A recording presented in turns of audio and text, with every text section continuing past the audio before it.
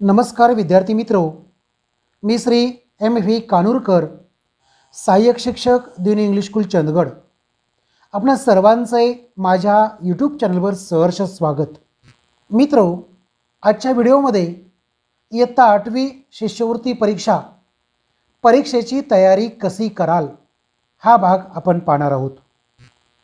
विद्यार्थी मित्रो, आपण इयत्ता 8वी शिष्यवृत्ती परीक्षेची तयारी करत असाल तर शिष्यवृत्ती परीक्षेसाठी पेपर किती असतात, परीक्षेसाठी वेळेचे नियोजन कसे करावे, शिष्यवृत्ती परीक्षेसाठी कोणता अभ्यासक्रम आहे, घटकनिहाय गुण विभागणी कशा प्रकारे आहे, कोणत्या घटकाला अधिक महत्त्व द्यावे, अभ्यास करताना कोणती काळजी घ्यावी, याची संपूर्ण माहिती आजच्या व्हिडिओमधून आपण पाहणार आहोत. तर इयत्ता 5वी किंवा 8वी शिष्यवृत्ती परीक्षा म्हणजेच भविष्यकालीन MPSC, UPSC तसेच विविध स्पर्धा परीक्षांचा पाया आहे. भविष्यातील क्लास 1 व क्लास 2 अधिकारी होण्याचे तुम्ही जर स्वप्न पाहत असाल तर शिष्यवृत्ती परीक्षेची तुम्ही उत्तम तयारी करणे आवश्यक आहे. आणि आजच्या व्हिडिओमध्ये पेपर 1 ची माहिती पाहणार आहोत. यामध्ये विभाग 1 प्रथम भाषा व विभाग 2 गणित. प्रथम भाषा म्हणजे मराठी आणि गणित हे 2 विषय या पेपर 1 साठी असणार आहेत.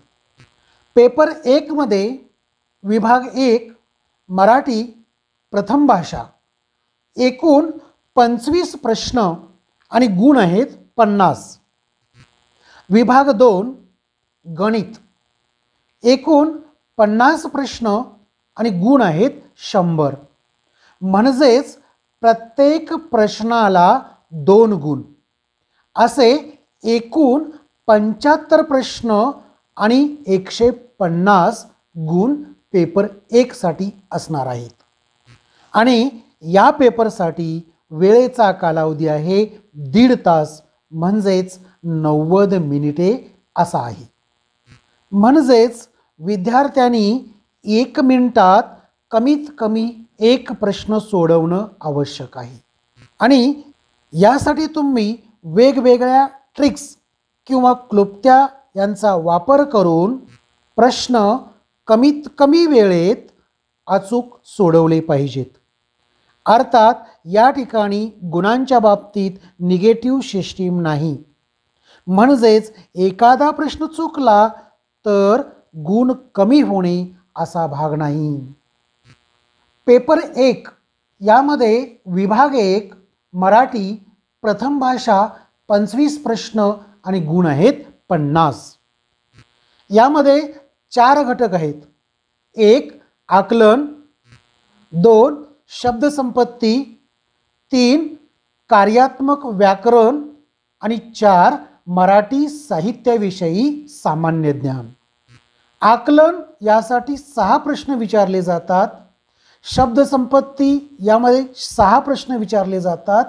कार्यात्मक व्याकरण यावर 11 प्रश्न विचारले जातात आणि मराठी साहित्याविषयी सामान्य ज्ञान यावर 2 प्रश्न विचारले जातात. असे एकूण 25 प्रश्न विचारले जातात आणि गुण आहेत 50. आता या 50 गुणांच्या पैकी संपूर्ण गुण मिळवायचे असतील तर त्यासाठी काही क्लुप्त्या आणि ट्रिक्सचा आपल्याला वापर करावा लागेल. घटक 1 आकलनामध्ये काही उपघटक आहेत.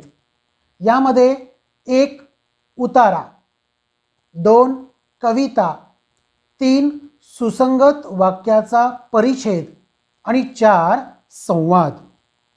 या 4 उपघटकावरती प्रत्येकी 3 प्रश्न विचारले जातील. म्हणजेच उतारा 3 प्रश्न, कविता 3 प्रश्न, सुसंगत वाक्याचा परिच्छेद 3 प्रश्न, संवाद 3 प्रश्न.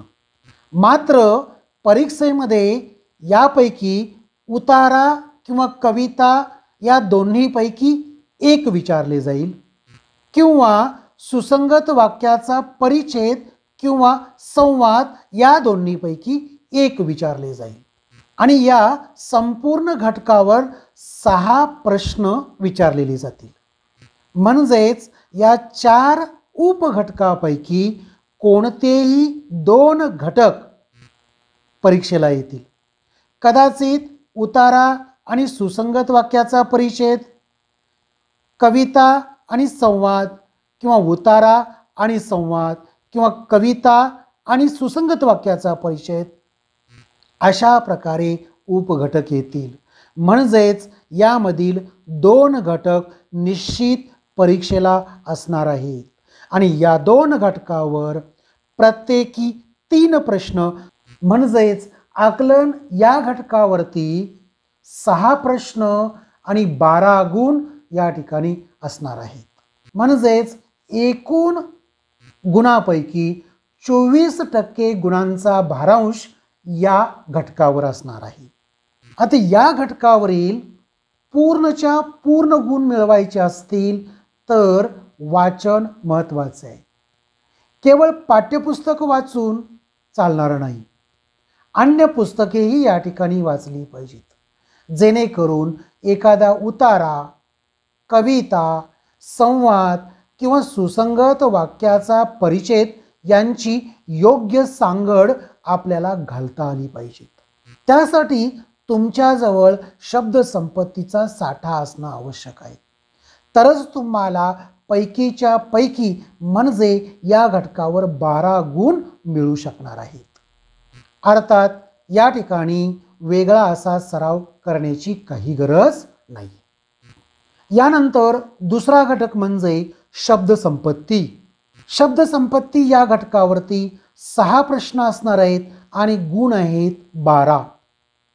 यामध्ये उपघटक असे समानार्थी शब्द, विरुद्धार्थी शब्द, शुद्ध व अशुद्ध शब्द, अलंकारिक शब्द, शब्द समूहाबद्दल एक शब्द, वाक्प्रचार, म्हणी आणि पारिभाषिक शब्द असे उपघटक असणार आहेत आणि या उपघटकावरती 6 प्रश्न असणार आहेत आणि एकूण गुण 12 असणार आहेत.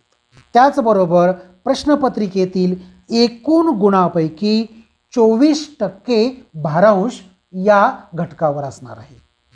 तर या घटकातील पूर्णच्या पूर्ण गुण आपल्याला मिळवायचे असतील तर आपण काय करणार आहात पहा. या संपूर्ण घटकांचे समजपूर्वक वाचन आणि पाठांतर करणे आवश्यक आहे. यामधील समानार्थी शब्द, विरुद्धार्थी शब्द, अलंकारिक शब्द, शब्दसमूहाबद्दल एक शब्द, वाक्प्रचार, म्हणी आणि पारिभाषिक शब्द यांचे पाठांतर करणे आवश्यक आहे. शिवाय शुद्ध व अशुद्ध शब्द यांचे नियमित समजपूर्वक वाचन आणि लिखाण करणं आवश्यक आहे.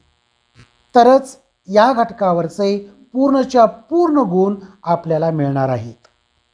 यानंतर या विभागातील तिसरा आणि महत्त्वाचा घटक म्हणजे कार्यात्मक व्याकरणाचा आणि यावर एकूण 11 प्रश्न विचारलेले जातात. शिवाय गुण आहेत 22. म्हणजेच प्रश्नपत्रिकेतील विभाग 1 मधील सर्वात अधिक गुणांचा प्रश्न किंवा घटक हाच असणार आहे आणि या घटकाची आपली उत्तम तयारी होणे आवश्यक आहे. कार्यात्मक व्याकरणामध्ये एकूण 13 उपघटकांचा समावेश होतो. यामध्ये वर्णविचार, संधी, शब्दांच्या जाती यामध्ये विकारी, अविकारी, लिंग विचार, वचन विचार, विभक्ती, कारकार्थ व शब्दांचे सामान्य रूप, प्रयोग, वाक्यांचे प्रकार यामध्ये केवल, मिश्र, संयुक्त वाक्य, विरामचिन्हे, काळ, काळामध्ये काळांचे प्रकार व क्रियापदाचे अर्थ, समास, समासाचे प्रकार, अलंकार आणि पुरते हा संपूर्ण भाग कार्यात्मक व्याकरणामध्ये येतो. विशेष म्हणजे हाच अभ्यासक्रम MPSC परीक्षा व अन्य स्पर्धा परीक्षेसाठी सुद्धा आहे. यानंतर चौथा घटक म्हणजे मराठी साहित्याविषयी सामान्य ज्ञान. यावर फक्त 2 प्रश्न विचारले जातात आणि गुण आहेत 4.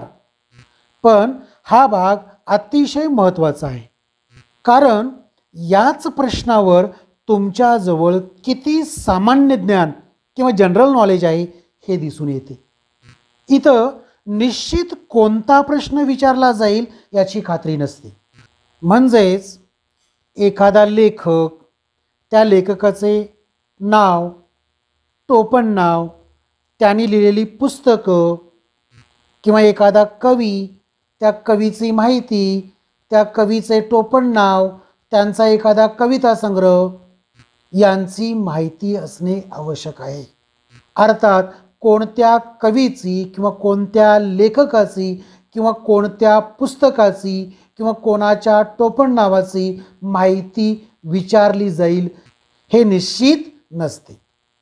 या घटकामध्ये साहित्य प्रकार, 2 साहित्य आणि लेखक, 3 लेखक आणि त्यांची टोपण नावे, 4 सामान्य माहिती असे उपघटक विचारले जातात. आणि या घटकावर 2 प्रश्न म्हणजेच 4 गुण असणार आहेत. विद्यार्थी मित्रो, मराठी भाषा यामध्ये आकलन, शब्दसंपत्ती आणि कार्यात्मक व्याकरण या घटकांचे व्हिडिओ तुम्हाला पाहायचे असतील तर मारुती कानूरकर या माझ्या यूट्यूब चॅनलला सबस्क्राईब करा आणि व्याकरण व शिष्यवृत्तीसाठी आवश्यक घटकांचे व्हिडिओ पहा. आता या पेपरमधील दुसरा विभाग म्हणजे गणित.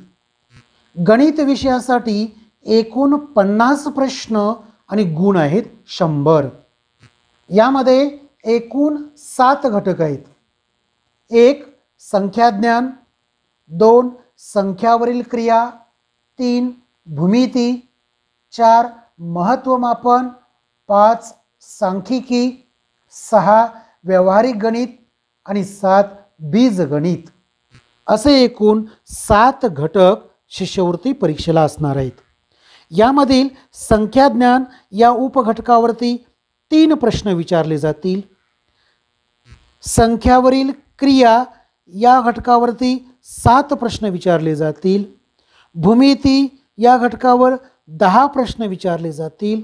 महत्त्वमापन या घटकावर 10 प्रश्न विचारले जातील. सांख्यिकी या घटकावर 3 प्रश्न विचारले जातील.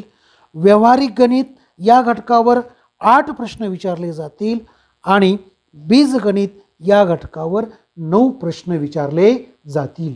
असे एकूण 50 प्रश्न विचारले जातील आणि गुण आहेत 100.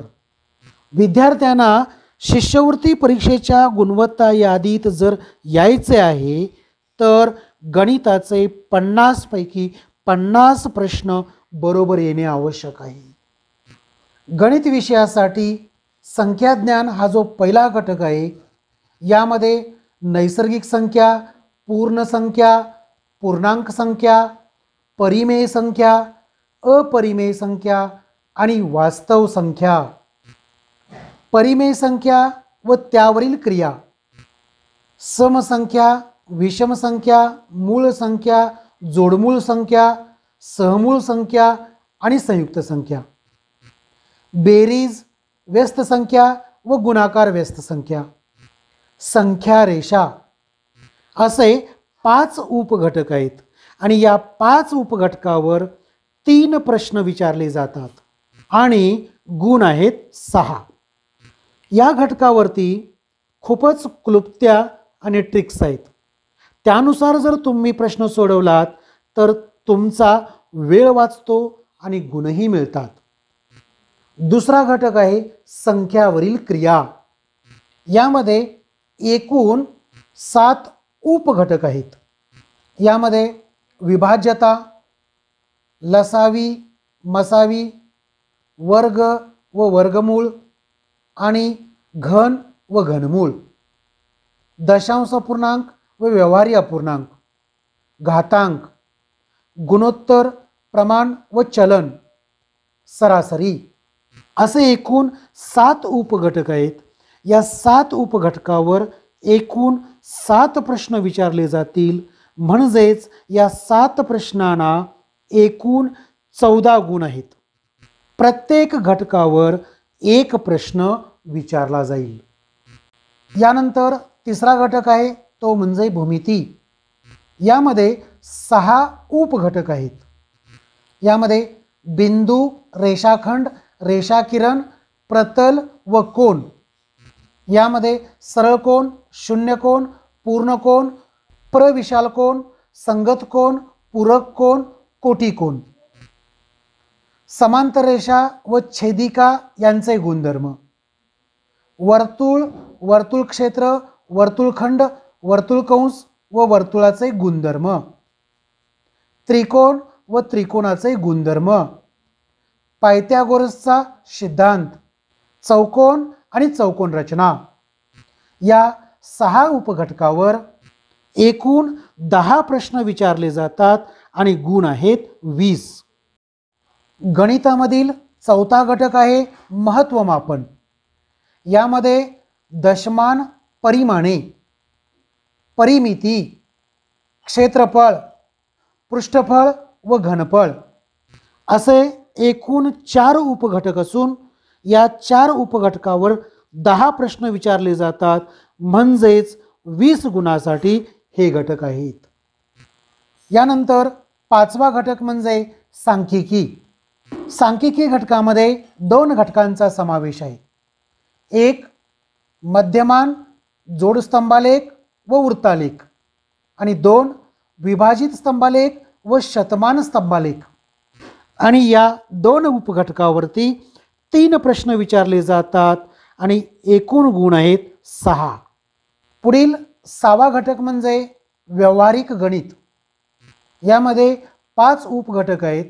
यामध्ये 1 शेकडेवारी, 2 सरळ व्याज व चक्रवाढ व्याज, 3 नफा तोटा, 4 सूट, कमिशन व रिबेट.